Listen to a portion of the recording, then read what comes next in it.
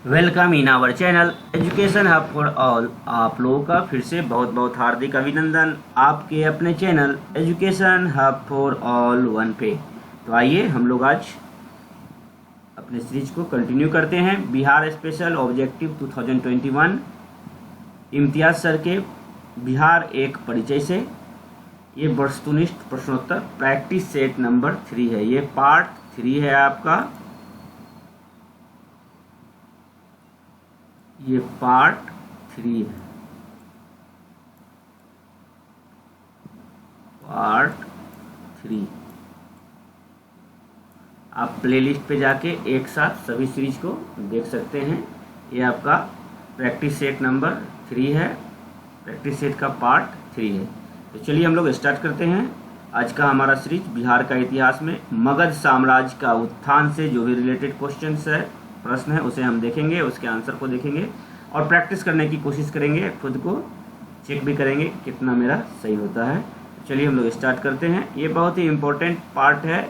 बिहार से रिलेटेड जो भी एग्जामिनेशन होती है उसके लिए बहुत ही इम्पोर्टेंट है। खास करके CDPO और BPSC 67 के लिए रामबाण साबित होने वाला है।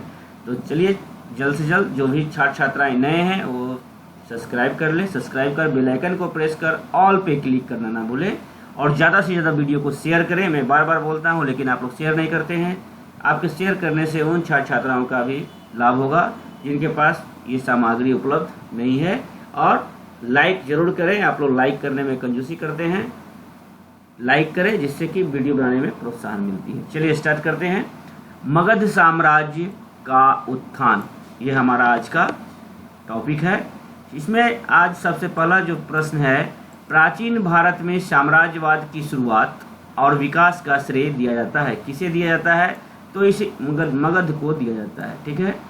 मगध राज्य की आरंभिक राजधानी थी, कहाँ थी? तो गिरिब्रिज, राजगिरी यानी कि राजगिरी की पहाड़ियों से घिरी थी। महाभारत तथा पुराणों के अनुसार मगध का सर्वप्रथम राजवंश था। कौन वंश था? तो वीरद्रथ वंश था। जरासंध के पिता वीरद्रथ से आरंभ होता है। वीरद्रथ कौन थे? तो जरासंध के पिता थे वीरद्रथ। मगध जनपद का संस्थापक कौन है? तो वीरद्रथ तथा जरासंध। मगध साम्राज्य का वास्तविक संस्थापक था, कौन था? तो बिंबिसार। मगध साम्राज्य का वास्तविक संस्थापक बोलेंगे तो कौन था? बिंबिसार था। ओके।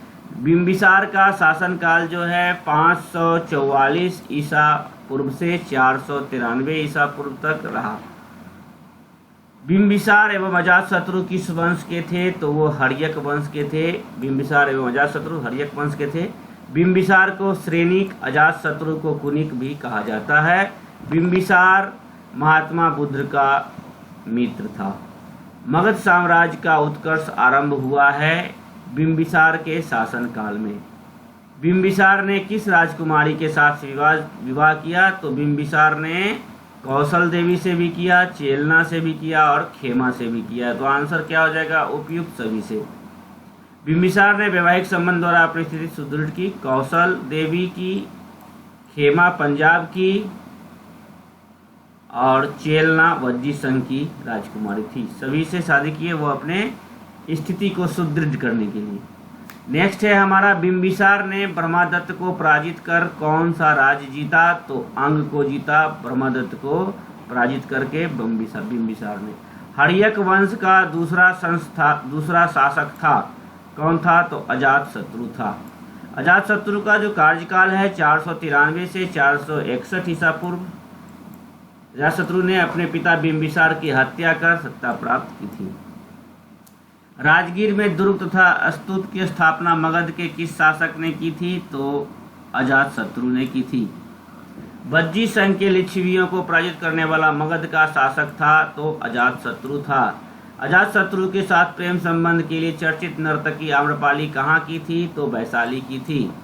अजातशत्रु ने किस राज्य के साथ युद्ध में प्रथम बार रथ, मूसल तथा महाशिलाकंटक नामक हथियारों का प्रयोग किया? तो लिच्छवियों के साथ। प्रथम मगध साम्राज्य का उत्कर्ष किस शताब्दी में हुआ था? ये BPSC में पूछा हुआ भी है। प्रथम मगध साम्राज्य का उत्कर्ष किस शताब्दी में हुआ था? तो इसका आंसर हो जाएगा ईसा पूर्व 6ठी शताब्दी। पाटलिपुत्र नगर की स्थापना किस शासक ने की थी? तो उदयन। अजातशत्रु के बाद उदयन मगध की गद्दी पर बैठा, उसे उदयभद्र भी कहा जाता है, यह कहा गया है। किस राजा ने पाटलिपुत्र को सर्वप्रथम मगध की राजधानी बनाया? मतलब किस राजा ने पाटलिपुत्र को सर्वप्रथम मगध की राजधानी बनाया? तो वो थे उदयन। हर्यक वंश का अंतिम शासक कौन था? तो वो था आपका नागदशक।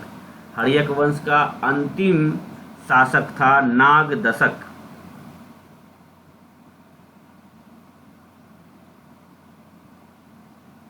हर्यक वंश के उपरांत मगध पर किस वंश की सत्ता स्थापित हुई? तो शिशुनाग वंश की। शिशुनाग वंश का संस्थापक कौन है? शिशुनाग था। सर्वप्रथम मगध के किस शासक ने गिरिब्रिज राजगृह के अतिरिक्त वैशाली को भी अपनी राजधानी बनाई? मगध के सर्वप्रथम किस शासक ने मगध के किस शासक ने गिरिब्रिज के अतिरिक्त वैशाली को भी अपनी राजधानी बनाई? तो वो थे शिशुनाग। किस शासक ने पाटलिपुत्र को पुनः राजधानी बनाया और तब से मगध साम्राज्य की राजधानी पाटलिपुत्र ही रही? तो वो थे कालाशोक, को काकवर्ण भी कहा जाता है। द्वितीय बौद्ध संगति का आयोजन किसके शासन काल में हुआ था? तो द्वितीय बौद्ध संगति की जो है आयोजन कालाशोक के शासन काल में हुआ था। द्वितीय बौद्ध संगति का आयोजन कहाँ हुआ था? तो वैशाली में हुआ था। द्वितीय बौद्ध संगति या समिति का आयोजन 383 ईसा पूर्व में हुआ था। द्वितीय बौद्ध संगति की अध्यक्षता किसने की थी? तो शाबक मीर ने की थी। नंद वंश का संस्थापक कौन था? महापद्म नंद था। झा एवं श्रीमाली की पुस्तक प्राचीन भारत में नंद वंश का संस्थापक महानंदिन को बताया गया है। महानंदिन को बताया गया है। ओके, नेक्स्ट देखते हैं हम लोग। मगध के किस शासक को कली का अंश, परशुराम अवतार, क्षत्रियों का नाशक, सर्व छत्रांतक, एकच्छित्र और एकराट कहा गया है? तो वो हैं आपके महापद्म नंद। कौन है? महापद्म नंद हैं। यह नंद वंश का सर्वाधिक प्रतापी राजा था। नंद वंश का अंतिम शासक था? तो नंद वंश का अंतिम शासक था घनानंद। प्रथम बौद्ध संगति का आयोजन किसके शासन काल में हुआ था? तो अजातशत्रु के लगभग 483 ईसा पूर्व में।